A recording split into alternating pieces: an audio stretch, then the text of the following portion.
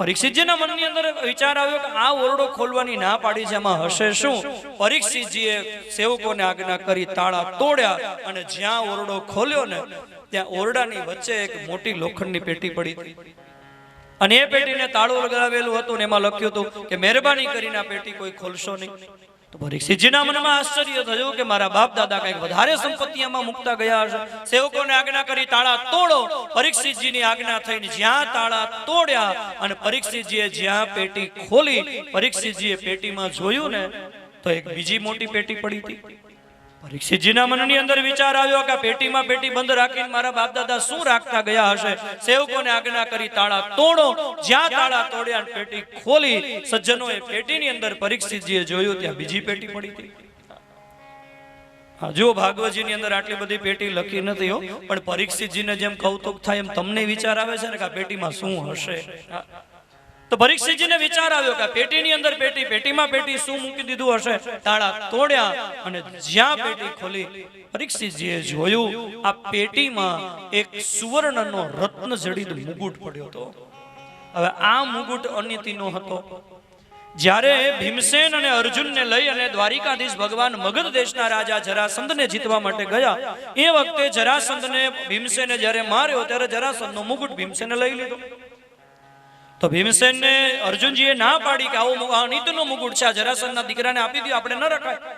અરે ભીમસેને કહ્યું નહીં, આ મુગુટ લઈ જવો છે, મોટા ભાઈને પહેરાવશું. પણ મોટા ભાઈ આ મુગુટ નહીં પહેરે તો આ ન પહેરે તો કાંઈ નહીં, નમૂના માટે તો લઈ જઈએ, આવો સરસ મજાનો મુગુટ. તો એ મુગુટ લાવ્યા. યુધિષ્ઠિરજીએ ભીમસેનને કહ્યું કે આ મુગુટને સમુદ્રમાં ફેંકાવી દો અને કા પછી આ મુગુટને તમે જરાસંધના પુત્રને પાછો સોંપી દો. આ મુગુટ ઉપર આપણો અધિકાર નથી. પણ ભીમસેનનો સ્વભાવ હતો, એ મુગુટ સમુદ્રમાં ફેંકી ન શકાય, એટલો મોટો કિંમતી હતો. જરાસંધના દીકરાને પાછો ન આપ્યો, પણ પેટીમાં પેટી બંધ કરીને મુગુટ મૂકી દીધો. આ મુગુટ આજ પરીક્ષિતજીને ધારણ કરવાની ઈચ્છા થઈ. સજ્જનો યાદ રાખજો, શાસ્ત્રકારો કહે છે તમારા કુટુંબમાં, તમારા ઘરમાં એક પણ અનીતિનો રૂપિયો પડ્યો હશે ને તો આજ નહીં તો કાલે આગળની પેઢીને રૂપિયો પરેશાન કર્યા વગર રહેશે નહીં. અને અનિતિનું ધન કુટુંબને એટલું પરેશાન કરે, અનિતિનો પૈસો.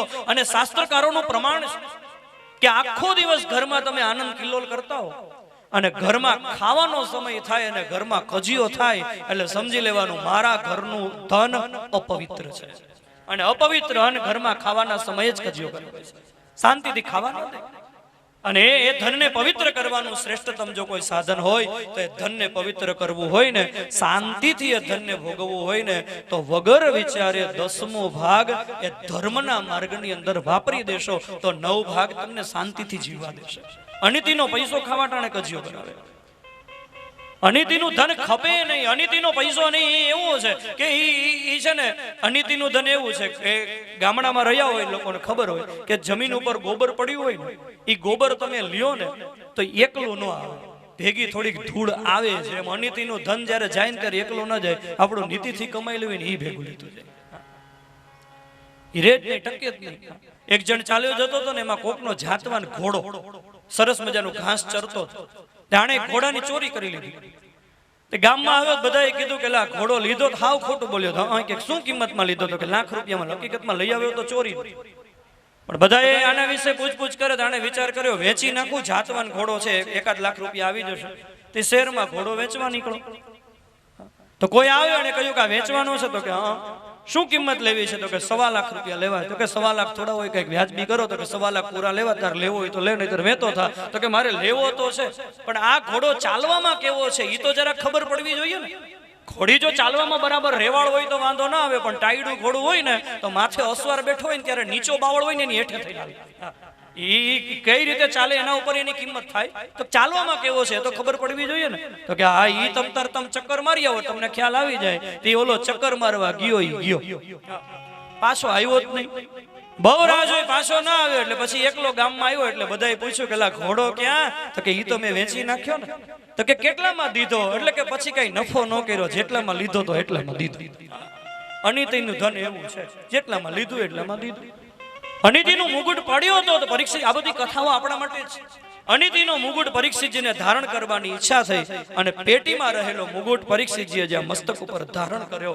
અને પરીક્ષિતજી હસ્તિનાપુરનો ધર્મનિષ્ઠ ચક્રવર્તી રાજા, એની બુદ્ધિ ફરી ગઈ. જે રાજા ડગલે ડગલે વિચાર કરે કે આ ડગલાથી મારાથી જીવ હિંસા ન થાય, આ ડગલાથી જીવ હિંસા ન થાય, એ રાજાને આજ શિકાર કરવા જવાનું મન થયું. અનેક શસ્ત્ર સરંજામ લઈ અને પરીક્ષિતજી નિર્દોષ પ્રાણીઓને મારતા મારતા જંગલમાં જતા હતા. પરીક્ષિતજી તૃષાતુર થયા, તરસ લાગી. જલાશયમાં ચક્ષાણ, ક્યાંય પરીક્ષિતજીને જલાશય દેખાણું નહીં. પરીક્ષિતજીએ જોયું, એક ઋષિનો આશ્રમ હતો. ઋષિનું નામ હતું શમીક. ભાગવતજીમાં નામ નથી, પણ મહાભારતની અંદર આનું વર્ણન છે. શમીક નામના મુનિનો આશ્રમ હતો. આશ્રમની અંદર પરીક્ષિતજી આવ્યા. પરીક્ષિતજીએ આશ્રમમાં આવી અને જોયું, ક્યાંય જળ મળ્યું નહીં. તો ઋષિ સમાધિસ્થ હતા. તો શમીક મુનિ એને રાજાએ પગે લાગવું જોઈએ, શમીકનું સન્માન કરવું જોઈએ, કારણ કે રાજા હતો ને રાજાનું કર્તવ્ય છે કે એને રાજ સત્તાએ હંમેશા ધર્મ સત્તાને વંદન કરવા જોઈએ, કારણ કે રાજ સત્તા કરતા ધર્મ સત્તા વધારે બલવાન છે. પણ પરીક્ષિતજીને મસ્તક ઉપર કળિયુગ સવાર થઈ ગયો હતો ને, એટલે વિચારો ફરી ગયા. સન્માન આપવાને બદલે સન્માન લેવાની ઈચ્છા થઈ. આ એક કળિયુગનો મોટામાં મોટો દોષ છે. કળિયુગમાં સન્માન આપવા કરતા સન્માન લેવું બહુ ગમે છે. અને સન્માન લેવાની એક મોટામાં મોટી લાયકાત કઈ? સન્માન લેવાની એક મોટામાં મોટી લાયકાત એ છે કે સન્માન લેવાની બિલકુલ ઈચ્છા નહીં, અને સાથે સાથે બીજાને સન્માન આપવાની જેનામાં ભાવના હોય ને, એ સન્માન લેવાને લાયક છે. પરીક્ષિતજીને વિચાર આવ્યો કે આ ઋષિ મારું સન્માન નથી કરતા, હું અહીંયા આવ્યો અને મને આવકાર નથી આપતા, આ ઋષિને મારે સજા કરવી જોઈએ, આ ઋષિની સમાધિનું મારે જરા પરીક્ષણ કરવું જોઈએ. તો પરીક્ષિતજીએ શમીક મુનિની સમાધિ સાચી છે કે ખોટી છે એ કસોટી કરવા માટે થઈ અને મસ્તક ઉપર કળિયુગ સવાર થઈ ગયો. તો બુદ્ધિ વિપરીત થઈ ગઈ. બાજુમાંથી એક સર્પ નીકળો, તીરની અણીથી સર્પને મારી, તીરની અણી ઉપર મરેલો સર્પ લઈ અને શમીક મુનિના ગળામાં નાખ્યો. રાજાને ખબર નથી કે ઋષિના ગળામાં નાખેલો મરેલો સર્પ એક વખત જીવતો બનીને મારી સામે આવશે. શાસ્ત્રકારો સજ્જનો કહે છે, વગર વિચાર્યું જે કરે તે પાછળથી પસ્તાય. કોઈ પણ કામ કરતી વખતે પહેલા વિચાર કરવો, કામ કર્યા પછી વિચાર થાય કે આ કામ ન કર્યું હોત તો સારું હતું, એના કરતા પહેલા વિચાર કરવો જોઈએ. તો પરીક્ષિતજીના મનમાં વિચાર થયો, મરેલો સર્પ નાખ્યો. ઋષિની સમાધિ તો સત્ય હતી, એટલે ઋષિ એમને સમાધિસ્થ બેસી રહ્યા. તો પરીક્ષિતજી મહારાજ સર્પ પાછો લઈ લેતો તો વાંધો નહીં, પણ એમનેમ સર્પ રહેવા દીધો અને પરીક્ષિતજી ત્યાંથી જતા રહ્યા. અને એમાં એક કૃષ નામનો ઋષિકુમાર ફરતો ફરતો આવ્યો અને શમીક મુનિના ગળામાં મરેલો સર્પ જોયો. એકદમ કૃષ ઋષિકુમાર શમીક પુત્ર શૃંગી જ્યાં કૌશિકી નદીના ગુનામાં સ્નાન કરતા હતા ત્યાં આવી અને ઋષિકુમાર શૃંગીને કૃષે કહ્યું કે કોતે પુરુષમાનુત્તમ, ક્યાં ગયું તારું પૌરુષત્વ, ક્યાં ગયું તારું બળ, ક્યાં ગઈ તારી તાકાત? અરે શૃંગીને કહ્યું, બહુ સાધનાની વાતો કરે છે, જા જો તારા પિતા શમીકના ગળાની અંદર મરેલો સર્પ પડ્યો છે. એકદમ કૌશિકી નદીના ગુનામાં સ્નાન કરતા શૃંગીને ક્રોધ થયો. ત્યાં કૌશિકી નદીનું જળ હાથમાં લઈ અને શૃંગીએ મનોમન સંકલ્પ કર્યો કે લંઘિત મર્યાદા તક્ષક શબ્દ મેં હની, જે કુલાંગાર પુરુષે, જે અમર્યાદિત પુરુષે મારા પિતાના ગળામાં મરેલો સર્પ નાખ્યો છે એને હું શ્રાપ આપું છું. આજથી 7મા દિવસે મારા દ્વારા મોકલાયેલો તક્ષક નામનો જીવતો નાગ એને દંશ દેશે અને એનું મૃત્યુ થશે. જળ છોડી દીધું. શૃંગી દોડતા આવ્યા, પિતાના ગળામાં સર્પ જોયો. એકદમ શૃંગી રડવા માંડ્યા. શમીકની સમાધિ છૂટી ગઈ. શૃંગીએ પિતાજીને પરિસ્થિતિથી વાકેફ કર્યા, પિતાજી તમારા ગળામાં સર્પ નાખનાર પુરુષને મેં શ્રાપ દીધો છે, 7મા દિવસે એનું મૃત્યુ થશે. શમીકે સમાધિમાં જોયું તો ખબર પડી કે સર્પ નાખનાર મહારાજા પરીક્ષિત હતા. શમીક શૃંગીને ખીજાયા, બેટા આપણે બ્રાહ્મણ છીએ અને બ્રાહ્મણ એ સાધના કરે, ઉપાસના કરે, અને ઉપાસના કરતા કરતા એને જે કઈ સામર્થ્ય મળે ને એ બ્રાહ્મણની સંત મહાત્માની સાધના બીજાને તારવા માટે છે, બીજાને મારવા માટે નથી. તમે બહુ મોટી ભૂલ કરી છે. રાજાને શ્રાપ દીધો, પણ હવે કમસે કમ એને એટલા સમાચાર તો આપો કે તમારે 7મા દિવસે મરવાનું છે, તો એને તૈયારીની ખબર પડે. શૃંગીને વાત કરી. શૃંગીએ ગૌર નામના મુનિને કહ્યું, જાઓ શિષ્યોની સાથે પરીક્ષિતજીને સમાચાર આપો. આ બાજુ પરીક્ષિતજી પોતાના રાજ્યમાં આવ્યા. અનિતિનો મુગુટ ઉતાર્યો એટલે વિચાર બદલી ગયા. મુગુટ ઉતાર્યો અને વિચાર બદલાય એનો અર્થ એ છે જેવું અનિતિનું સેવન ગયું એટલે તરત સદવિચારો આવી ગયા. પરીક્ષિતજીના મનમાં વિચાર આવ્યો, અરે રે હું રાજા, હું ધર્મનિષ્ઠ રાજા છું, હું પાંડવોનો વંશધર છું, હું પાંડવોનો કુળનો પુત્ર છું અને હું પાંડવોનો કુલદીપક. જે ઋષિના ગળામાં મારે ફૂલનો હાર પહેરાવવો જોઈએ એ ઋષિના ગળામાં મેં મરેલો સર્પ નાખ્યો. અરે ઠાકોરજી, મેં તો બહુ મોટી ભૂલ કરી છે. હે ભગવાન, આજ ને આજ મને આ કર્મની સજા આપી દો, એટલે બીજી વખત મારાથી કોઈ દિવસ આવું પાપ ન થાય. સજ્જનો, કથાની પાસેથી શીખજો. પરીક્ષિતજીએ સમીકના ગળામાં મરેલો સર્પ નાખ્યો. એ ભૂલની ક્ષમા નથી માંગી, ભગવાનની પાસે ભૂલની સજા માંગી છે. બ્રહ્મલીન ડોંગરેજી મહારાજ કથાની અંદર કહેતા કે પાપ કર્મ કર્યા પછી પાપ કર્મની ક્ષમા ભગવાનની પાસે માંગવીને એ પેલા પાપ કરતા પણ મોટું પાપ છે. પાપ કર્યા પછી ક્ષમા ન મગાય, પાપ કર્યા પછી ભગવાનની પાસે સજા મગાય કે મને આ કર્મની સજા આપી દો, એટલે બીજી વખત મારાથી કોઈ દિવસ આવું કર્મ ન થાય. બ્રહ્મલીન ડોંગરેજી તો કથાની અંદર કહેતા કે તમે રોજ ટ્રેનમાં મુસાફરી કરતા હો અને તમારી સાથે બીજા મુસાફરો રોજ અપડાઉન કરતા હોય ટ્રેનમાં, અને એ ક્યારેય ટિકિટ ન લેતા હોય અને તમે રોજ ટિકિટ લેતા હોય, ઓલા ટિકિટ ક્યારેય ન લેતા હોય છતાંય ક્યારેય પકડાતા ન હોય, પણ એક દિવસ તમને મનમાં વિચાર આવે કે આ કોઈ દી ટિકિટ નથી લેતા, આજ મારે ટિકિટ નથી લેવી. તમે જે દિવસે ટિકિટ ન લ્યો અને તે દિવસે જ બરાબર ટીટી આવે અને તમે પકડાઈ જાઓ, તો સમજી લેવું પેલા માણસો કરતા તમારા ઉપર ભગવાનની વધારે કૃપા છે, કારણ કે ભગવાન તમારી પાસે પાપ થવા દેવા માંગતા નથી, તો જ તમને એ કર્મની તરત સજા મળી જાય. પરીક્ષિતજીએ વિચાર કર્યો મને આ કર્મની આજ્ઞા સજા મળી જવી જોઈએ. પરીક્ષિતજી ભગવાનની પાસે સજા માંગે છે. એમાં ગૌર નામના ઋષિ આવી પરીક્ષિતજીને સમાચાર આપ્યા, મહારાજ સાવધાન, આજથી 7મા દિવસે તક્ષક નામના નાગના દંશથી તમારું મૃત્યુ થશે. પરીક્ષિતજીને ખબર પડી ગઈ કે મારે 7મા દિવસે મરવાનું છે. પણ સજ્જનો, હકારાત્મક વિચારધારા મેં ગઈકાલે પણ વાત કરી હતી, જેનું પોઝિટિવ થિંકિંગ હોય એના માટે શ્રાપ પણ આશીર્વાદ બની જાય. પરીક્ષિતજીએ શું વિચાર કર્યો? પરીક્ષિતજીએ વિચાર કર્યો, અરે 7મા દિવસે મારે મરવાનું છે, આ ઋષિના બાળકનો શ્રાપ નથી, આ ઋષિના બાળકના આશીર્વાદ છે. કારણ કે આ દુનિયાના અબજો માણસોમાં બધાઈને એ ખબર છે કે જીવનના કેટલા દિવસો વીત્યા, કેટલા બચ્યા એની કોઈને નથી ખબર. હું કેટલો ભાગ્યશાળી, મારી પાસે 7 દિવસ બચ્યા એની બાહેંધરી તો મને મળી ગઈ. માણસોની પાસે 7 કલાકની બાહેંધરી નથી કે 7 કલાક પછી શું થવાનું છે, મારી પાસે 7 દિવસો તો મને મળી ગયા. અને પરીક્ષિતજીએ વિચાર એ કર્યો, ભલે મૃત્યુ આવવાનું છે પણ કમસે કમ અગાઉથી સમાચાર મળી ગયા તો તૈયારી કરવાની તો ખબર પડે. આ શ્રાપ નથી, આશીર્વાદ છે. કોઈ બહુ મોટી કરોડાધિપતિ માણસની પેઢી હોય અને એમાં ઇન્કમ ટેક્સની રેડ પડવાની હોય તો ઇન્કમ ટેક્સ વાળા અગાઉથી સમાચાર આપે જ નહીં કે અમે આવવાના છીએ, એ શક્ય જ નથી. પણ કદાચ અગાઉથી સમાચાર મળી જાય કે બુધવારે બપોરે 12 વાગે અમે તમારે ઘેર આવશું, તો એ શ્રાપ કહેવાય કે આશીર્વાદ કહેવાય? શ્રાપ ન કહેવાય, આશીર્વાદ કહેવાય. ભલે ઇન્કમ ટેક્સ ની રેડ પડવાની પણ અગાઉથી સમાચાર તો મળી ગયા એટલે ચોપડા ગોઠવવાની ખબર પડે. એમ રાજાને મૃત્યુના સમાચાર મળ્યા, એ શ્રાપ નથી, આશીર્વાદ કે 7મા દિવસે મરવાનું એ અગાઉથી ખબર તો પડી ગઈ.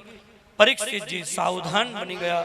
પરીક્ષિતજીએ નક્કી કરી લીધું કે આજે જે મારી પાસે છે એ 7 દિવસ પછી મારી પાસે કાંઈ નહીં હોય અને તે દિવસે મરીશ ત્યારે પરાણે છોડવું પડશે.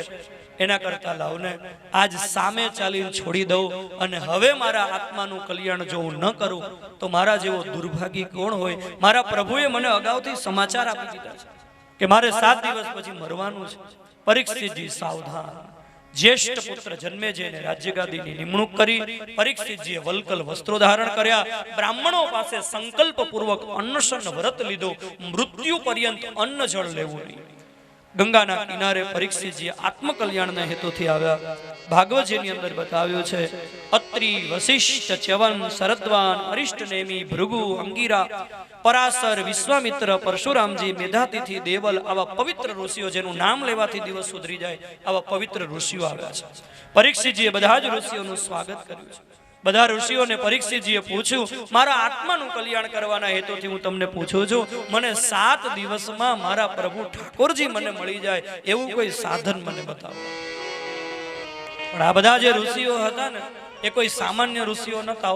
પરાશરજી હતા. પરાશરજી એટલે સુખદેવજીના દાદા થાય, વ્યાસજીના પણ પિતા. આ સભામાં વ્યાસજીની પણ ઉપસ્થિતિ હતી. આ સભામાં પરશુરામજી હતા, વિશ્વામિત્ર જેવા પ્રકાંડ વિદ્વાન ઋષિઓ હતા.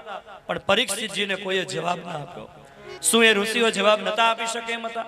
એ બધા જ ઋષિઓ જવાબ આપી શકે એવા વિદ્વાન હતા, પણ ઋષિઓને ખબર હતી કે પરીક્ષિતજીને જો આપણે જવાબ આપી દઈશું તો આપણને પરમહંસ ચક્ર ચૂડામણીજી સુખદેવજીના દર્શન થવાના છે, નહીં થાય એ માટે ઋષિઓ કોઈ બોલ્યા નહીં. પરીક્ષિતજીએ ભગવાનનું સ્મરણ કર્યું. પરીક્ષિતજીએ દ્વારિકાધીશને કહ્યું, હે પ્રભુ, એક વખત જ્યારે ઉત્તરા માતાના ગર્ભમાં હું મરવાનો હતો ત્યારે અસ્વસ્થામાના બ્રહ્માસ્ત્રથી તમે મને બચાવી લીધો હતો. હવે 7મા દિવસે હું તક્ષકથી મરવાનો છું, તો નાથ મારે મૃત્યુથી બચવું નથી, મારે મૃત્યુને સુધારવું છે. તો કોઈ એવા સંત પુરુષનો મને ભેટો કરાવી દો કે મારા આત્માનું કલ્યાણ કરાવી દે. અને એ વખતે ભગવાનને વિચાર આવ્યો, પરીક્ષિત એક દિવસ અસ્ત્રથી મરવાનો હતો, તે દિવસે મેં એને શસ્ત્રથી બચાવી લીધો હતો. પણ આ વખતે પરીક્ષિતજીના મૃત્યુનું કારણ કોઈ અસ્ત્ર શસ્ત્ર નથી. આ વખતે પરીક્ષિતના મૃત્યુનું કારણ એક ઋષિના બાળકના શબ્દો છે. તો અસ્ત્રથી મરવાનો હતો ત્યારે શસ્ત્રથી બચાવ્યો, તો શબ્દથી મરવાનો છે તો મારે શબ્દથી જ બચાવવો જોઈએ. શબ્દમય દેહથી પરીક્ષિત પાસે પહોંચવું છે. શ્રીમદ ભાગવતજી એ ભગવાનનો શબ્દમય દેહ છે, અને એ ભાગવતના રૂપમાં પરીક્ષિતને બચાવવા પ્રભુને પધારવું છે. તો ભાગવત જેના રોમ રોમમાં વ્યાપ્ત છે એવા પરમહંસ ચક્ર ચૂડામણી 16 વર્ષના શ્રી સુખદેવજી મહારાજને ઠાકોરજીએ પ્રેરણા કરી, અને 16 વર્ષના નગ્ન દિગંબર સુખદેવજી મહારાજ પરમહંસ ચક્ર ચૂડામણી ઋષિઓની સભામાં પરીક્ષિતની સન્મુખમાં ગંગાના કિનારે જ્યારે પ્રગટ થયા, ઋષિઓએ ઉભા થઈ સુખદેવજી મહારાજનું સન્માન કર્યું. થયો છે જય જયકાર. બોલીએ શ્રી સુખદેવજી મહારાજ કી જય. પરીક્ષિતજીએ સુખદેવજીનું સન્માન કર્યું. આત્મકલ્યાણ વિશે પરીક્ષિતજીએ પૂછા કરી, હે મહારાજ, તમે મને બતાવો આ જગતમાં મનુષ્ય કરવા જેવું કામ શું છે? સુખદેવજી પરીક્ષિતને કહે, મહારાજ, બહુ ઉત્તમ પ્રશ્ન તમે કર્યો છે. તમે એમ કહો છો મનુષ્ય આ જન્મ લીધા પછી શું કરવું જોઈએ? શ્રોતવ્યાદિની રાજેન્દ્ર નૃણાં સંતિ સહસ્રશ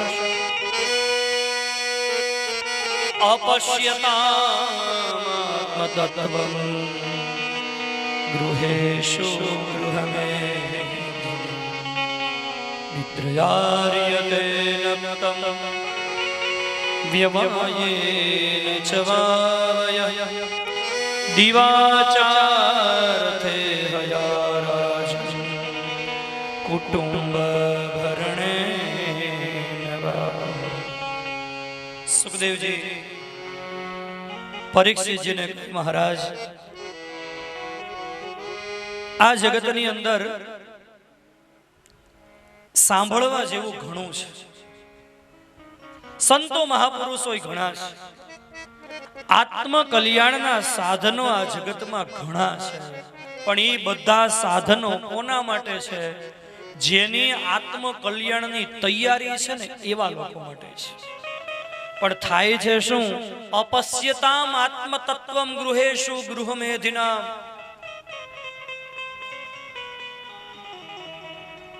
ઘરની અંદર આસક્ત બનેલો માણસ પોતાના આત્માનું કલ્યાણ ભૂલી જાય છે.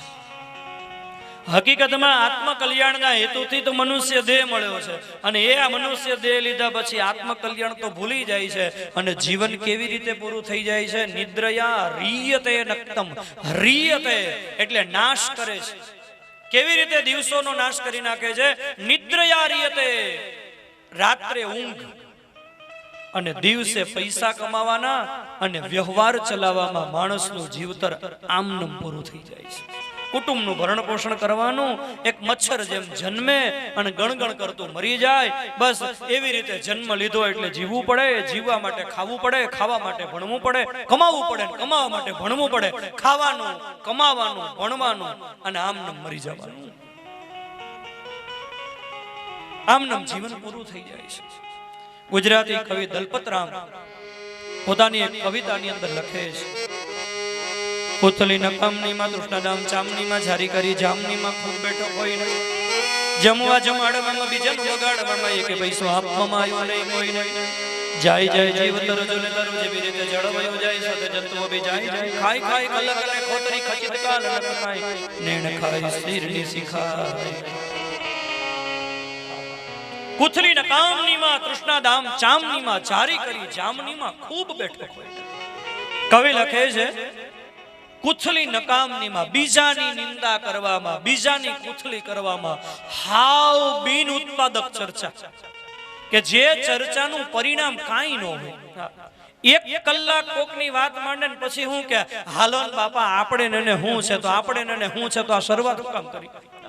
કુથલી નકામનીમાં તૃષ્ણા દામ ચામનીમાં જારી કરી જામનીમાં ખૂબ બેઠો કોઈને.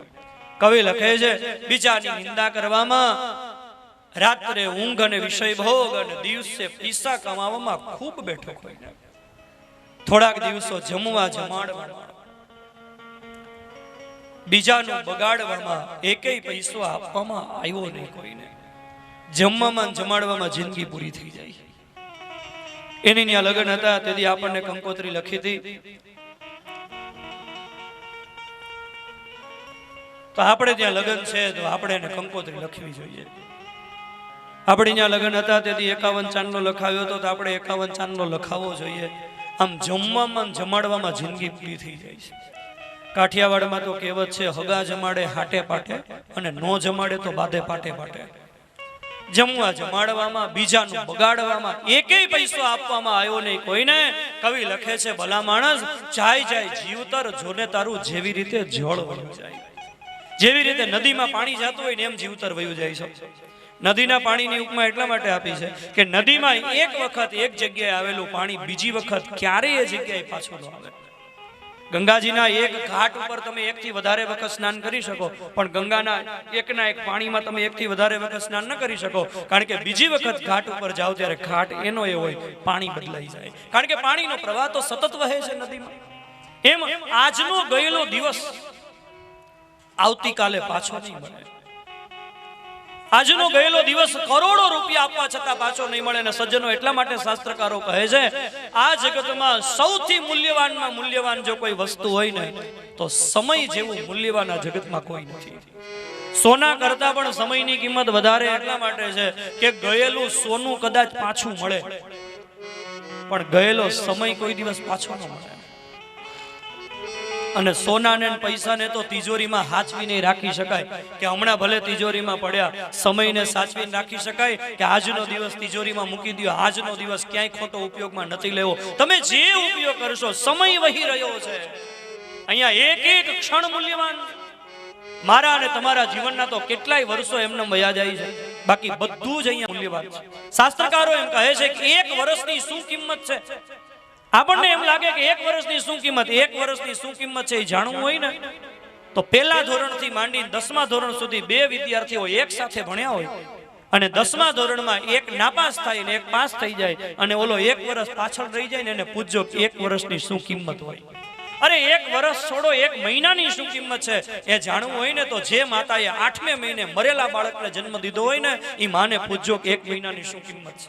અરે એક મહિનો છોડો, અઠવાડિયાની શું કિંમત છે એ જાણવું હોય તો જે સાપ્તાહિક બહાર પાડતા હોય એ તંત્રીઓને પૂછજો કે એક અઠવાડિયાની શું કિંમત, એક અઠવાડિયું છોડો, એક દિવસની શું કિંમત છે. એક દિવસની શું કિંમત છે જાણવું હોય ને તો એક રોજે રોજની મજૂરી મેળવીને પોતાની આજીવિકા ચલાવતો હોય ને એ જે દિવસે એ મજૂરને મજૂરી ન મળે ને ભૂખ્યા સૂતું રહેવું પડે ને એ માણસને પૂછજો કે એક દિવસની શું કિંમત છે. અને એક દિવસ તો છોડો, એક કલાકની શું કિંમત છે જાણવું હોય તો સિકંદરને વાંચજો. સિકંદર આખી જિંદગી સતત યુદ્ધ કરતા કરતા જિંદગી પસાર કરી છેલ્લે આ માણસને 1 કલાક જીવવાની વધારે. અરે 1 કલાક છોડો, 1 મિનિટની શું કિંમત છે એ જ્યારે 26મી જાન્યુઆરીએ ભૂકંપ આવ્યો ને ત્યારે કચ્છની અંદર 1 મિનિટ પહેલા એક માણસ ઘરથી બહાર નીકળી ગયો હોય, મકાન પડી ગયું હોય ને એનું જીવન બચી ગયું હોય ને એ માણસને પૂછજો કે 1 મિનિટની શું કિંમત છે. અને મિનિટે છોડો, સેકન્ડની શું કિંમત છે જાણવું હોય ને તો દોડવાની હરીફાઈમાં 1 સેકન્ડ માટે થઈ અને સુવર્ણ ચંદ્રક મળતો અટકી ગયો એ દોડવીરને પૂછજો કે 1 સેકન્ડની શું કિંમત છે. અહીંયા સેકન્ડ, મિનિટ, કલાક, દિવસ, અઠવાડિયું, મહિના, વર્ષ બધું જ મૂલ્યવાન છે. અને આપણે આપણી જિંદગીનો કિંમતી સમય આમ ન વેડફી નાખીએ. જાય જાય જીવતર જોને તારું જેવી રીતે જળ વયું જાય, નદીમાં જેમ પાણી જાય એમ જીવતર વયું જાય છે. સમય તો જઈ જ રહ્યો છે. સજ્જનો યાદ રાખજો, સમય આપણા હાથમાંથી છૂટી રહ્યો છે. એ સમયનો સદુપયોગ કરવો કે સમયનો દુરુપયોગ કરવો એ આપણા હાથમાં છે. સમયને પકડી રાખવો આપણા હાથમાં નથી. આજનો ગયેલો દિવસ, આજની ગયેલી કલાક ગઈ. હવે કરોડો રૂપિયા આપો તોય આ જીવનની એક કલાક, અરે એક કલાક છોડો, એક શ્વાસ પાછો નહીં મળે. લાખો કે નમાણી દજાણીયું ચતે સુતે દે, દાડા દના આઠમાં કોણ જાણે કે લાખો ફૂલાણી, કચ્છનો લાખો ફૂલાણી એક વખત પોતાના અગાસીની અટારી ઉપર બેઠ ઊભો તો, પોતાની રાણી બાજુમાં ઊભી હતી અને એમાં એક 4 ડાઘુઓ નનામી લઈને નીકળ્યા. તો લાખા ફૂલાણી એની પત્નીને કહ્યું કે આ માણસનું શું 8-10 દિવસમાં થઈ જાય એનું કઈ ખબર જ નથી પડતી. લાખા ફૂલાણીની પત્નીએ કહ્યું, લાખા તમે ભૂલ્યા લખપતિ, ફૂલાણી જાજો ફેર, ધન ઉગે ધન હાથ મેં કોણ જાણે કે ખેર. આ સૂર્ય ઉગે કે સૂર્ય અસ્ત પામે એમાં માણસનું ક્યારે મૃત્યુ આવી જાય કાંઈ કહી શકાતું નથી. ત્યારે લાખા ફૂલાણીની દીકરીએ એના માતા પિતાને કહ્યું કે એક 8-10 દિવસનું કહો છો ને એક તમે સૂર્ય ઉગ્યાથી સૂર્ય અસ્તનું કહો છો, પણ હું તો એમ કહું છું કે આંખ કેરે મટુકડે કોણ જાણે કે ઘેર. આંખનું મટકું મારી અને ક્યારે પ્રાણ વયો જાય ખબર ન પડે. ત્યારે લાખા ફૂલાણીની દાસી આવીને બહુ સરસ વાત કરી. લાખો, ઉમા અને સોન બેટડી તમે ત્રણેય ભૂલ્યા તે, શ્વાસ વળુંભ્યો નાભીએ કોણ જાણે કે કેર.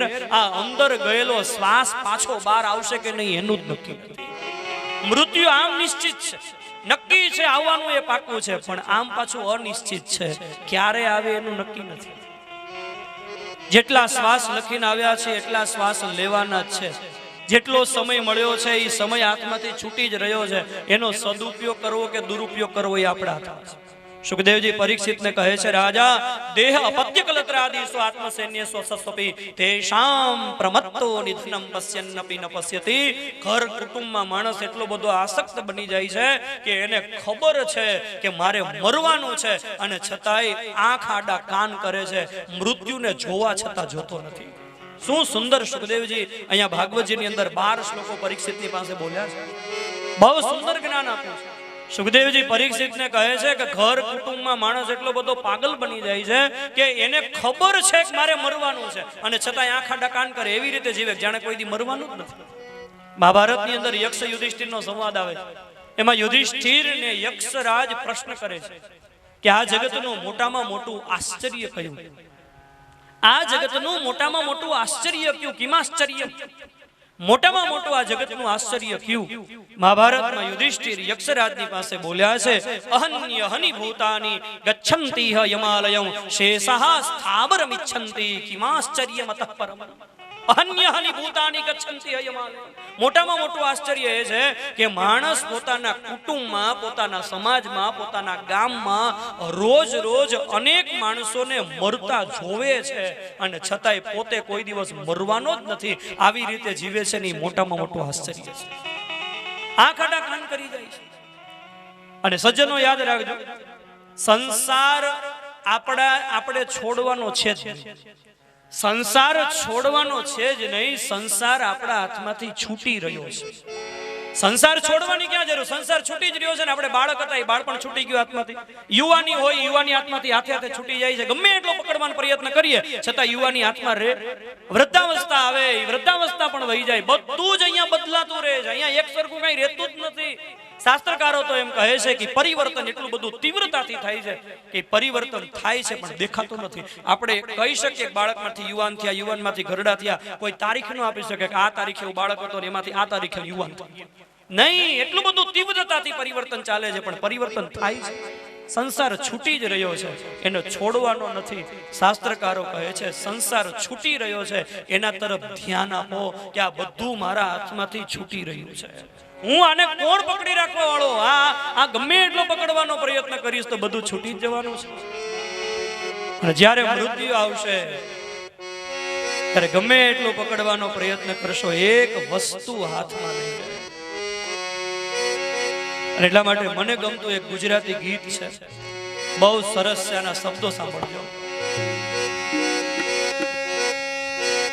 4 દિવસના આ ચાંદરડા પર જૂઠી માયા શા માટે?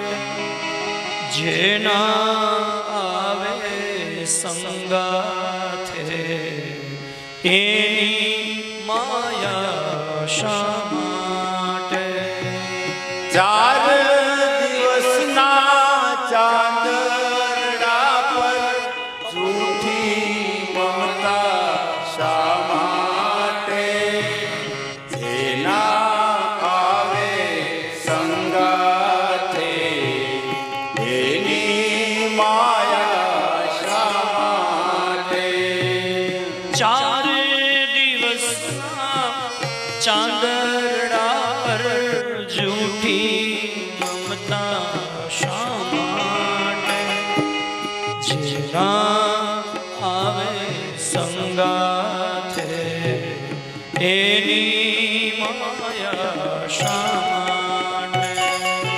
ચાર દિવસના ચાંદરડા પર જૂઠી મમતા શા માટે? જેના આવે સંગાથે એની માયા શા માટે?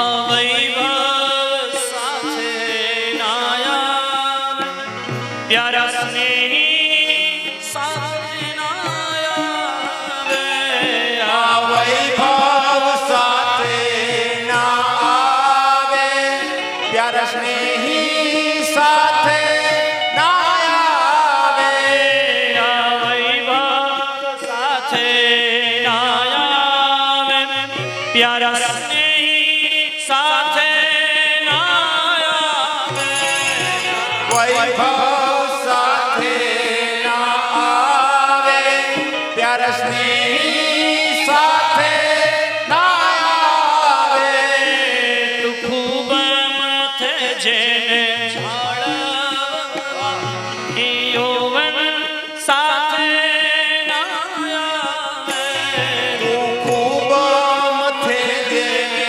જાળવવા એ યૌવન સાથે ના આવે યૌવન સાથે અહીંનું છે અહીં રહી જવાનું એની માયા શા માટે? જેના આવે સંગાથે એની માયા શા માટે? ચાર દિવસના ચાંદરડા પર જૂઠી મમતા શા માટે? જેના આવે સંગાથે એની માયા શા માટે?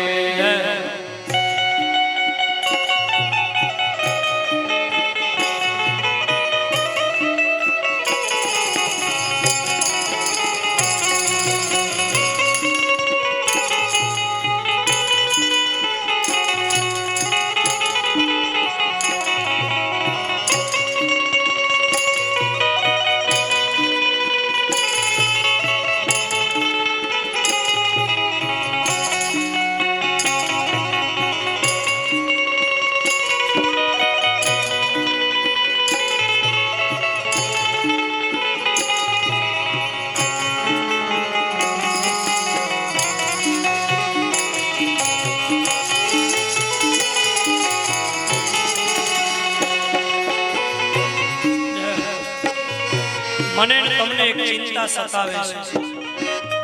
શું કવિ લખે છે? મેં બાંધેલી મહેલાતોને દોલતનું કાલે શું થશે? મેં બાંધેલી મહેલાતોને દોલતનું કાલે શું થાશે? મારે જાવું પડશે એકલડું પરિવારનું ત્યારે શું થશે?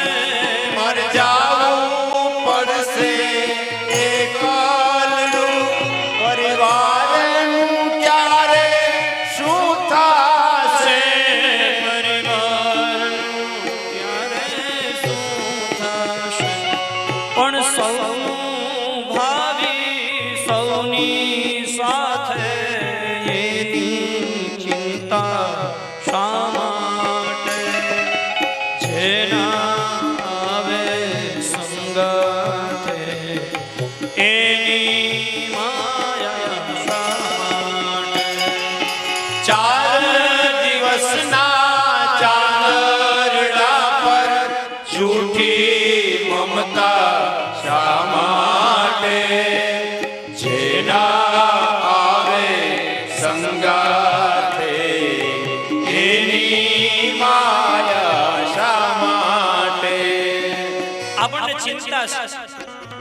કે મેં બાંધેલી મહેલાતો ને દોલતનું કાલે શું થશે? હું જઈશ ત્યારે મેં બંગલો બનાવ્યો મહેનત કરીને, એનું શું થશે? મારા પરિવારનું શું થશે? હું એકલો વયો જઈશ ત્યારે મારા પરિવારની મને ચિંતા સતાવે છે. પણ કવિ લખે છે, ચિંતા ન કરો, સૌનું ભાવિ સૌની સાથે, એની ચિંતા શા માટે? દરેક પોતપોતાનું ભવિષ્ય લઈને આવ્યા હોય, એની ચિંતા કરવા વાળા આપણે કોણ? આપણે તો એક ચિંતા કરવાની છે, ત્યાં જાશું ત્યારે આપણું શું થશે? પરમેશ્વર તો પેલા પૂછશે, કોઈનું સુખ દુઃખ પૂછ્યું તું? દર્દ ભરી દુનિયામાં જઈને કોઈનું આંસુ લૂછ્યું તું? ત્યારે ગેંગે ફેફે કરતા કહેશું, હે શું શું શું? કબૂતરોનું ઘૂ ઘૂ, કોયલ કુંજે કુકુ કુ, કુંજનમાં શું એકાવારી હું કુદરત પૂછું. અને છેલ્લી પંક્તિ, સુવાળી દોરીના બંધન પ્રેમે આજે સૌ બાંધે. સુવાળી દોરીના બંધન પ્રેમે આજે સૌ બાંધે. પણ તૂટે તંતુ આયુષ્યનો ત્યારે પણ તૂટે તંતુ આયુષ્યનો ત્યારે કોઈ ના સાધે. ત્યારે કોઈ ના સાંભળે.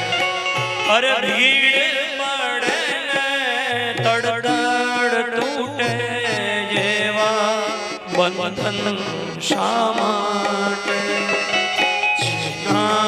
આવે સંગાથે એની માયા શા માટે? 4 દિવસના ચાંદરા પર જૂઠી મમતા શા માટે? જેના આવે સંગાથે એની માયા, એની માયા શા માટે?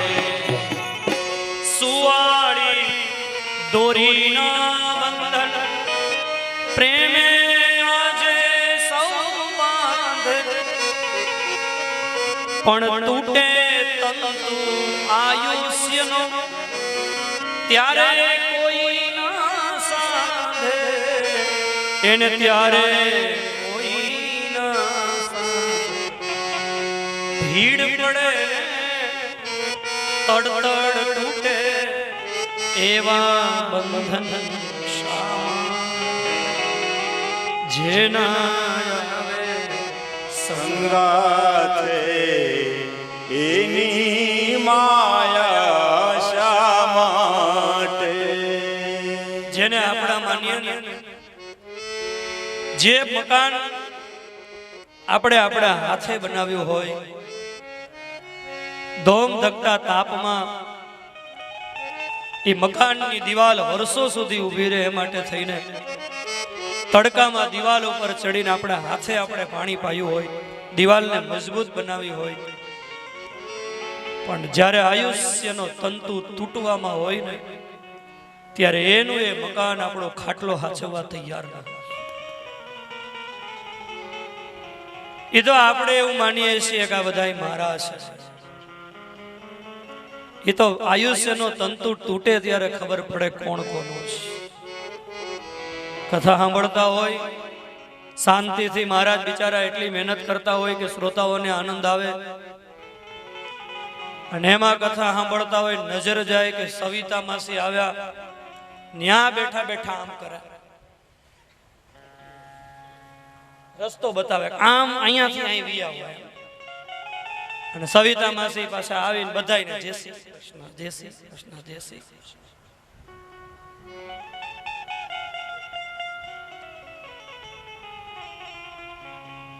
વિચાર આવે આપણને, આ બધા ફોન કરીને તેડાવે. ફઈબાને માલુમ થાય ઘણા સમયથી આવ્યા નથી તો હોળી કરવા. એટલે હોળી એટલે ઓલી હોળી હું કહું છું, ફાગણ મહિનાની જે પૂનમ આવે એ.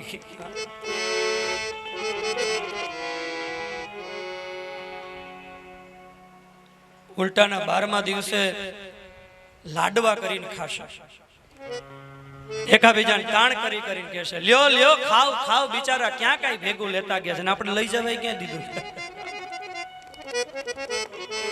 દાદા મરણ પથારીયા પડ્યા હતા તે હોનાની હાંકડી ગળામાં પહેરેલી, પણ એવો મમતા વાળો જીવ થોડી થોડી વારે જોયા કરે હાંકડી છે ને, એમાં દાદા હુઈ ગયા અને નાના દીકરાની વહુએ હાંકડી હરકાવી લીધી. દાદા જાયગા જોયું હાંકડી મળે નહીં, દાદા રાડા રાડ થયા, હાંકડી હાંકડી, ઘર આખું ભેગું થઈ ગયું. બધાય વિચાર કરે કે આ હાંકડી હાંકડી શું કરે છે, તો નાના દીકરાની વહુ કે બાપુજીને તલ હાંકડી ખાવી છે, પણ એ બોલી નથી શકતા. આવડી ઉંમરે કઈ થોડી તલ હાંકડી ખવડાવાય, બાપુજીને ગળામાં દુખે. આ સ્થિતિ છે. એક વસ્તુ સાથ આપનાર નથી. નિધનમ સજ્જનો સમજવાનો પ્રયત્ન કરજો. હું કોઈ તમને ઘર છોડવાનું કહેતો નથી, આપણે અમે ઘર બાંધીને જ રહીએ છીએ, પણ એક વસ્તુ નક્કી કરીને રહેજો કે જે છે તે બધું છોડવાનું છે.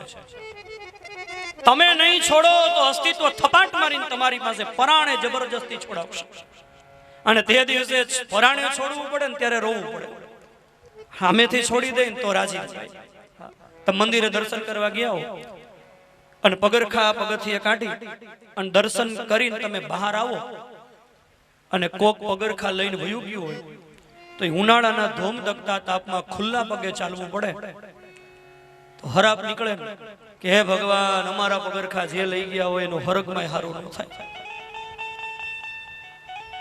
શું કામ? આપણી ઈચ્છા નહોતી એને પગરખા લઈ ગયો છે, પણ એનો એ માણસ પગરખા પહેરીને ચાલ્યો જતો હોય અને રસ્તામાં કોઈ સામે ગરીબ માણસ મળે ને એના પહેરવાના પગરખા ન હોય, દયા આવે, અરે બિચારાને પહેરવાના પગરખાય નથી, અને આપણે એને પગરખા આપી દઈએ, આલે તું આ પગરખા પહેરી લે, હું બીજા લઈ લઈશ, અને એને તમે પગરખા આપી દો અને પછી તમારે ખુલ્લા પગે ચાલવું પડે તો સાચું કહેજો, સુખ થાય કે દુઃખ થાય? સુખ થાય. કેમ ભાઈ? પગરખા તો બે ઘટનામાં, પહેલી ઘટનામાં પગરખા ગયા, બીજી ઘટનામાં પગરખા ગયા, પણ પહેલી ઘટનામાં દુઃખ થાય છે, બીજી ઘટનામાં સુખ થાય છે. એનું કારણ શું છે? પહેલી ઘટનામાં તમારે છોડવું નહોતું અને છોડવું પડ્યું છે, બીજી ઘટનામાં તમે સામેથી પ્રેમથી છોડી દીધું છે, અને પ્રેમથી છોડી દેવામાં સમર્પણનો આનંદ છે. છોડવાનું એ વાત તો નક્કી છે કે નથી? અને હાચું કહેજો, બધાને ખબર જ છે કે છોડવાનું એ વાત હાવ પાકી છે, અને આપણે નહીં છોડીએ તો અસ્તિત્વ એક વખત મૃત્યુ થશે ત્યારે બધું છોડીને જતું જ રહેવાનું છે. તો તે દિવસે પરાણે છોડવું પડે અને દુઃખ થાય, એના કરતા અમુક ઉંમર સુધી ભોગવ્યા પછી, અમુક ઉંમર પછી સમર્પણનો આનંદ લેજો. અને હું તમને કહી દઉં, ભોગવવાના આનંદ કરતા સમર્પણનો આનંદ અનેક ગણો વધારે હોય છે. એક વખત ત્યાગ કરીને તો જોઈ જોજો, એ વસ્તુ છોડવાની તો બાકી જ છે, પછી શું કામ સામે ચાલીને છોડી દઈએ? પરીક્ષિતજીને સુખદેવજીએ કહ્યું, રાજા તસ્માદ ભારત સર્વાત્મા ભગવાન ઈશ્વરો હરિ શ્રોતવ્ય કીર્તિતવ્ય સ્મર્તવ્યો ચેચ્છતા ભયં. જે મનુષ્ય અભયત્વની પ્રાપ્તિ કરવી હોય એને ભગવાનનું કથાનું શ્રવણ કરવું, ભગવાન નામનું સંકીર્તન કરવું અને ભગવાનનું જ સ્મરણ કરવું, એને અભયત્વની પ્રાપ્તિ થાય છે. સુખદેવજી મહારાજ અને રાજા પરીક્ષિતે સૃષ્ટિ વિષયક પ્રશ્ન કર્યો, ચતુશ્લોકી ભાગવતની વાત કરી. પરીક્ષિતજીને સુખદેવજીએ કહ્યું કે મહારાજ, તમે જેવો પ્રશ્ન કર્યો સૃષ્ટિની ઉત્પત્તિ કઈ રીતે થઈ, એવો જ પ્રશ્ન એક વખત તમારા દાદા વિદુરજીએ મહામુનિ મૈત્રેયને કરેલો. અને મૈત્રેયજી વિદુરજીને ક્યારે મળેલા કે વિદુરજી જ્યારે ઘર છોડીને જતા રહ્યા ત્યારે વિદુરજીને મૈત્રેય મુનિનો વિદુરજીને મૈત્રેય મુનિનો સંગમ થયેલો. અને એ વખતે મૈત્રેયજીએ વિદુરજીને જે કહ્યું એ હું તમને કહું છું. મહારાજા પરીક્ષિતજીએ સુખદેવજીને પૂછ્યું, મહારાજ, મારા દાદા વિદુરજી એ તો હસ્તિનાપુરના પ્રધાનમંત્રી હતા, અને પ્રધાનમંત્રી તરીકેનું એનું પદ હતું, અને રુદ્ધિમાં એનો વૈભવ તો બહુ હતો. તો વિદુરજીના જીવનમાં એવી કઈ ઘટના ઘટી કે મારા દાદા વિદુર ઘર છોડીને જતા રહ્યા? એનું કારણ મને બતાવો.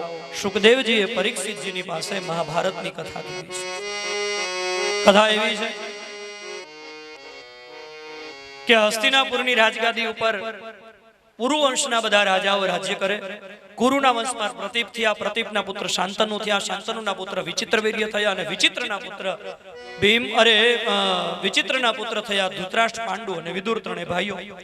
એમાં નિયમ પ્રમાણે રાજા જ્યારે રાજ્ય છોડે ત્યારે મોટો દીકરો હોય એ રાજા બને. પણ રાજા વિચિત્રનું જ્યારે મૃત્યુ થયું ત્યારે મોટો દીકરો ધૃતરાષ્ટ્ર બે આંખે અંધ હતો. તો રાજનીતિ પ્રમાણે આંધળો દીકરો રાજા બનવાની લાયકાત ન ધરાવે, એટલે ધૃતરાષ્ટ્રથી નાના પાંડુ છે એ હસ્તિનાપુરના રાજા બને. હવે ધૃતરાષ્ટ્રના લગ્ન થયેલા સુબલ મહારાજાની દીકરી ગાંધારી સાથે, પાંડુના બે લગ્ન થયેલા કુંતી ભોજની પાલક પુત્રી કુંતા અને ભદ્રદેશના મહારાજાની દીકરી માદ્રી સાથે. એમાં એક વખત પાંડુ રાજા શિકાર કરવા માટે ગયેલા, પાંડુને કઈ ખબર નહીં. એક કિમદમ નામના ઋષિ અને ઋષિ પત્ની બંને હરણ અને હરણીનું રૂપ લઈ અને વિહાર મગ્ન બનેલા હતા, અને એમાં પાંડુ રાજાએ એનો શિકાર કરી નાખ્યો. તો કિમદમ મુનિએ રાજા પાંડુને શ્રાપ દીધો કે મહારાજ, તમે અમારા વિહારમાં વિઘ્ન કર્યું અને અમારી હત્યા કરી, અમે તમને શ્રાપ આપીએ છીએ. તમને તમારા જીવનની અંદર જે દિવસે તમારા પત્નીના શરીરનો સંયોગ થશે તે દિવસે તમારું મૃત્યુ થશે.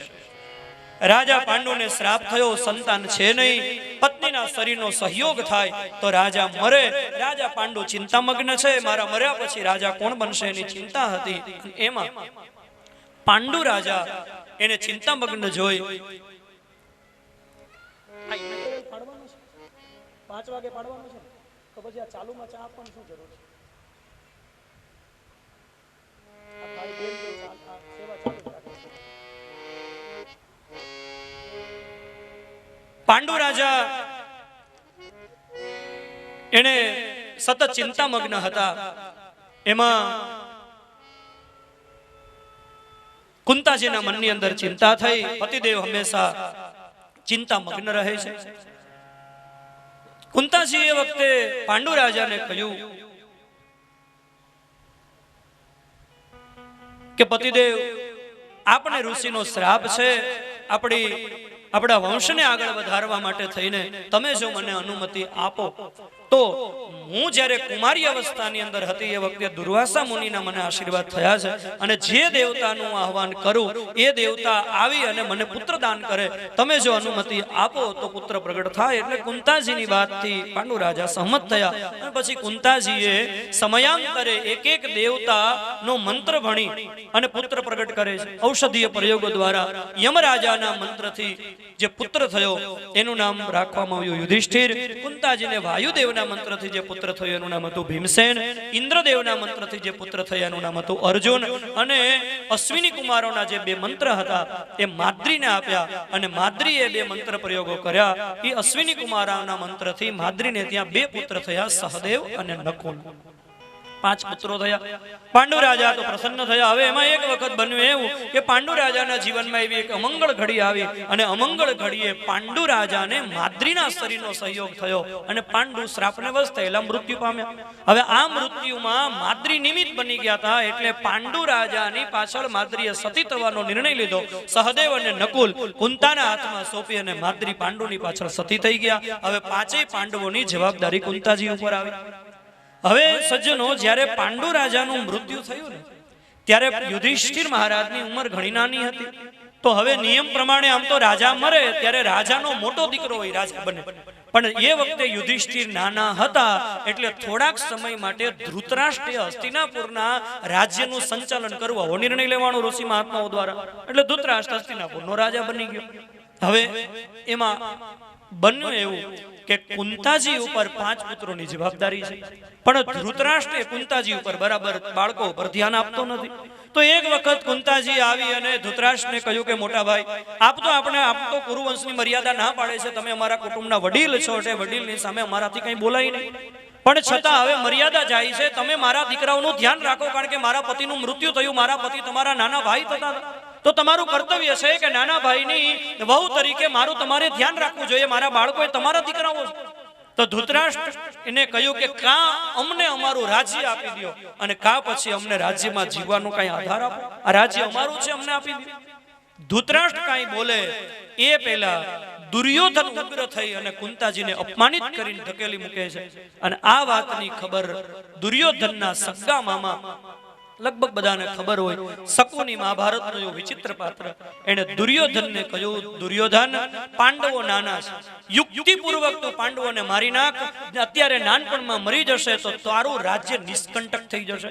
તો દુર્યોધને કહ્યું, મામા તો પછી આ પાંડવોને મારવાનો મને ઉપાય બતાવો. એટલે પાંડવોને મારવા માટે થઈને શકુનીના કહેવા પ્રમાણે હસ્તિનાપુરથી ઉત્તર દિશામાં એક વારણાવર્ત નામના ક્ષેત્રની અંદર એક લાક્ષાગ્રહ નામનું એક મોટું ભવન નિર્માણ કર્યું. લાક્ષાગ્રહ એટલે લાખ નામના પદાર્થમાંથી બનાવેલું આખું ભવન, અને આ લાખ નામનો પદાર્થ જલ્દી સળગે. તે લાક્ષાગ્રહ બનાવ્યો અને યુધિષ્ઠિરને કહ્યું, તમારા માટે આ મહેલ બનાવ્યો છે, આમાં તમે નિવાસ કરો. પણ આ લાક્ષાગ્રહ જ્યારે બનતું હતું ત્યારે વિદુરજીને ખબર પડી ગઈ કે પાંડવોને મારવાનું આખું આ ષડયંત્ર છે. એટલે વિદુરજીએ લાક્ષાગ્રહ બનાવવાવાળા જે કારીગરો હતા એને સંપત્તિની લાલચ આપી, અને લાક્ષાગ્રહ જ્યારે સળગે ત્યારે પાંડવો એમાંથી સલામત નીકળી શકે એટલે લાક્ષાગ્રહની નીચે એક સુરંગ બનાવી દીધી. હવે આ વાતની પાંડવોને કઈ ખબર નથી. તો પાંડવોને જ્યારે જવાનું કહ્યું ત્યારે પાંડવોએ લાક્ષાગ્રહનો વાસ્તુ કર્યું, પૂજા કરી, અને જ્યારે વિદુરજીએ જ્યારે ગ્રહ પ્રવેશ કર્યો યુધિષ્ઠિરે, ત્યારે વિદુરજીએ યુધિષ્ઠિરને એટલી સૂચના કરી દીધી કે બેટા, જે મહેલમાં તમે નિવાસ કરો છો એ મહેલમાં જરાક સાવધાનીપૂર્વક રહેજો. યુધિષ્ઠિરને શંકા ગઈ કે વિદુર કાકાની વાતમાં કંઈક સાર છે. પાંચેય ભાઈઓ સાવધાનીપૂર્વક રહેવા માંડ્યા. હવે પાંડવોને ખબર નહીં કે શું થવાનું છે. એમાં પાંડવો અને કુંતાજી લાક્ષાગ્રહમાં રહેતા હતા, અને એમાં લાક્ષાગ્રહમાં કંઈક પ્રસંગ હશે. બધાને નિમંત્રણ આપેલું, અને એમાં 5 ભીલ અને ભીલ માતા, જોજો ભગવાન કૃપા કરે તો કેવી કૃપા કરે કે 5 ભીલ અને ભીલ માતા લાક્ષાગ્રહમાં રહેવા માટે આવેલા પ્રસંગની અંદર. અને એમાં સાંજે ભોજન લીધું. ભોજન લીધા પછી આ ભીલ ને ભીલ માતાને દારૂ પીવાની ટેવ. એ દારૂ પી અને આ 5 ભીલ અને ભીલ માતા સૂઈ ગયા. અને તે જ દિવસે દુર્યોધને રાત્રે આગ લગાડી. પાંડવો લે લાક્ષાગ્રહની સુરંગમાંથી સલામત જંગલમાં નીકળી ગયા, અને 5 ભીલ અને ભીલ માતા બળી ગયા. દુર્યોધને આવીને જોયું તો દુર્યોધનને એમ થયું કે પાંડવો અને કુંતા હવે મરી ગયા, એટલે આપણે નિષ્કંટક રાજ્ય ભોગવીશું. ભગવાનની આમાં ઈચ્છા હતી. ભગવાને વિચાર એ કર્યો કે અત્યારે દુર્યોધનના મનમાં એવું નક્કી કરી દેવામાં આવે કે પાંડવો મરી ગયા છે, તો આ જે ષડયંત્ર કરે છે ષડયંત્ર કરતો બંધ થાય. એટલે જ્યાં સુધી પાંડવો મોટા ન થાય ત્યાં સુધી દુર્યોધનથી દૂર રહે, અને પછી બરાબર યુદ્ધ વિદ્યામાં કુશળ થઈ જાય પછી પાંડવો કૌરવો સામે રજૂ થઈ જશે. એટલે ભગવાને પાંડવોને વનમાં સલામત મોકલી દીધા. પણ દુર્યોધનના મનમાં જરાય શંકા ન જાય કે પાંડવો હજી જીવતા છે. મહાભારતમાં કથા છે, દ્વારિકાધીશ પ્રભુ બીજા દિવસે સવારે દુર્યોધનની પાસે પાંડવોનો ખરોખરો કરવા આવ્યા. રડવા માંડ્યા, અરે અમારા ફૈબા કેવા સારા હતા, અમારા ફૈબાના દીકરા યુધિષ્ઠિર તો અમારા મોટા ભાઈ જેવા હતા, પણ બિચારા મરી ગયા. એટલે દુર્યોધનને એમ થયું કે હવે પાંડવો મરી ગયા છે, એટલે હવે આપણને કોઈ ભાગ પડાવવા આવશે નહીં. આમ કરતા કરતા ઘણા સમય પસાર થઈ ગયો. જે પાંડવો લાક્ષાગ્રહમાંથી સલામત નીકળી ગયા હતા એ પાંડવો હવે સશક્ત બની ગયા. અને એમાં દ્રુપદ રાજાની દીકરી દ્રૌપદીનો સ્વયંવર, અને આ સ્વયંવરની અંદર દુર્યોધન ને કર્ણ અને દુશાસન ને બધા આવેલા.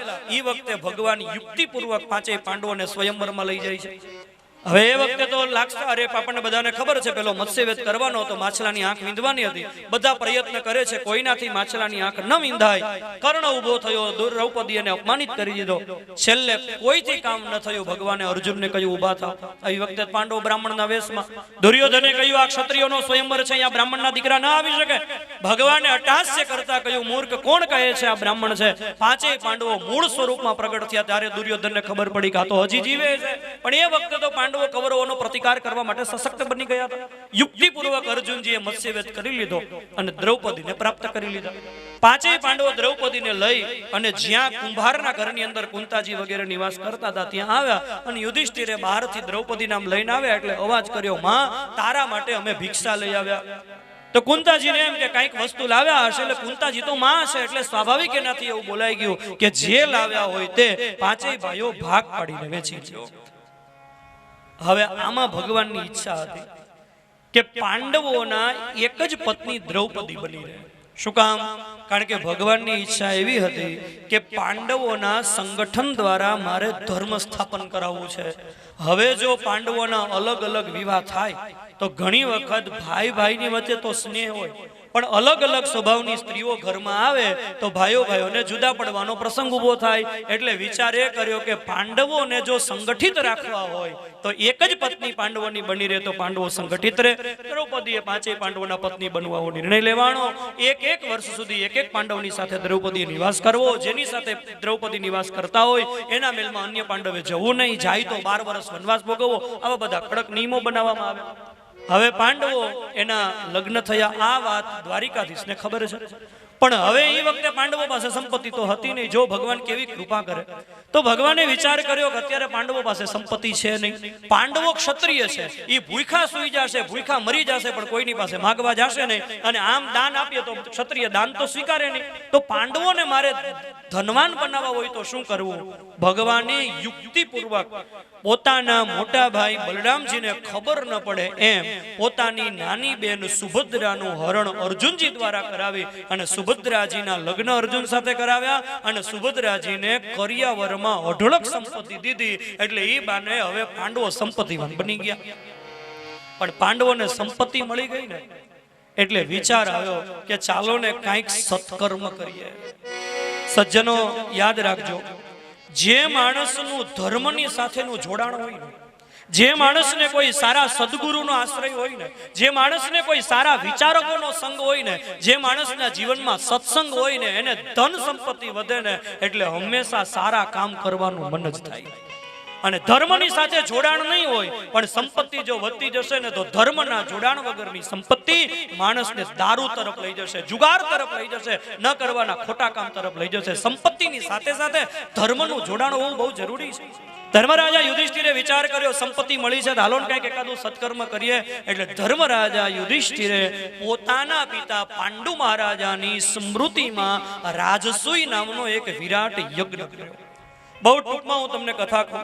આ રાજસૂય યજ્ઞની અંદર છેલ્લે સમાપનમાં જેટલા ઋષિ મહાત્માઓ બધા આવ્યા હતા એ ઋષિ મહાત્માઓ અને રાજા મહારાજાઓનું સન્માન કરવાનું હતું. તો સન્માન સમારંભની અંદર અર્જુનજીએ મૈદાનવની આપેલી માયાવી સભા બનાવી. આ સભામાં બધાને સ્થાન મળ્યું. પણ સજ્જનો, આ સભા છે ને હતી રાક્ષસની આપેલી. એટલે આ સભામાં વિચિત્રતા એ હતી કે આ સભામાં કોઈ પ્રવેશ કરે અને જો એને ઈર્ષા થાય ને તો બધું એને ઉલટું દેખાય. કથા બહુ પ્રસિદ્ધ છે. બધા આવી ગયા અને જેવા આ સુંદર મજાની સભામાં દુર્યોધન જેવો આમ પ્રવેશ કરવા જાય અને સભા જોઈને દુર્યોધનના મનમાં ઈર્ષા થઈ. અરે પાંડવોને આવી સભા મળી, આવી સભા તો અમને મળવી જોઈએ. એટલે દુર્યોધનનું આખું બુદ્ધિનું ચક્કર ફરી ગયું. જે જગ્યાએ દિવાલ હતી ત્યાં દુર્યોધનને દરવાજો દેખાણો તે સીધો દિવાલ સાથે અથડાણો. જ્યાં સભાની અંદર આમ આવ્યો તે જે જગ્યાએ જમીન હતી એ જગ્યાએ દુર્યોધનને એમ થયું કે અહીંયા તો પાણીનો કુંડ ભરેલો છે. એટલે જળની અંદર સ્થળ દેખાણું, સ્થળની અંદર જળ દેખાણું. તો સ્થળમાં જળ જોયું એટલે પાણી છે એમ સમજી પોતાના વસ્ત્રો ઊંચા લઈને ચાલ્યો. પણ જે જગ્યાએ પાણીનો કુંડ ભરેલો હતો એમ થયું કે આ તો જમીન છે. દુર્યોધન સીધો ચાલ્યો ગયો. કથા બહુ પ્રસિદ્ધ છે. સભાની અંદર દુર્યોધન પાણીમાં પડ્યો. આટલેથી વાત અટકી જાય તો વાંધો નહીં. પણ એ વખતે ભીમસેન અને દ્રૌપદી અગાસીની અટારી ઉપર સભામાં ઉભા હતા. દ્રૌપદીથી હસતા બોલાઈ ગયું. ભીમસેનને કહ્યું, આર્ય જોયું અંધસ્ય પુત્ર અંધઃ, આંધળાના તો આંધળા જ હોય. દુર્યોધન આ શબ્દ સાંભળી ગયો. સજ્જનો, શાસ્ત્રકારો કહે છે કે રામાયણના સીતાજી જો કંઈક બોલે તો રામાયણ નો થાય અને મહાભારતના દ્રૌપદી જો મૌન રહે તો મહાભારત નો થાય. દ્રૌપદીથી રેવાયું નહીં, નટકટ સ્વભાવ એનો, એકદમ દમખીલા દ્રૌપદી. એટલે એમ બોલાઈ ગયું કે આંધળાના તો આંધળા જ હોય. અને એ વખતે દુર્યોધને સભાની અંદર એવી જાહેરાત કરી કે દ્રૌપદી આજે અનેક સભાના અનેક રાજા મહારાજાઓની ઉપસ્થિતિમાં તમે મને આંધળાનો આંધળો કહ્યો છે. પણ એક વખત કુરુવંશના વડીલોની ઉપસ્થિતિમાં આંધળાનો આંધળો નહીં પણ આંધળાનો દેખતો છે જો હું ન બતાવું તો મારું નામ ધૃતરાષ્ટ્રનો દીકરો દુર્યોધન નહીં. અને એ વખતે દ્રૌપદીની મર્યાદાનું ખંડન કરવાની પ્રતિજ્ઞા દુર્યોધન દ્વારા થઈ. સભાની અંદર બધા સ્તબ્ધ બની ગયા. સભા તો વિખાઈ ગઈ. બધા પોતપોતાના સ્થાને જતા રહ્યા. પણ દુર્યોધન સ્વમાની બહુ હતો. એના મનમાં વિચાર થયો કે દિવસે મારી પ્રતિજ્ઞા સાચી પડે અને એમાં ભગવાનની કઈક ઈચ્છા હશે. દ્વારિકાધીશ હસ્તિનાપુરથી દ્વારિકામાં બિરાજતા હતા. પાછળથી વિદુરજી ને દ્વારા પાંડવોને હસ્તિનાપુરના રાજમહેલમાં જુગઠાની રમત રમવા માટે થઈને નિમંત્રણ આપ્યું અને યુધિષ્ઠિર મહારાજ જુગઠાની રમત રમવા માટે થઈને આવે છે.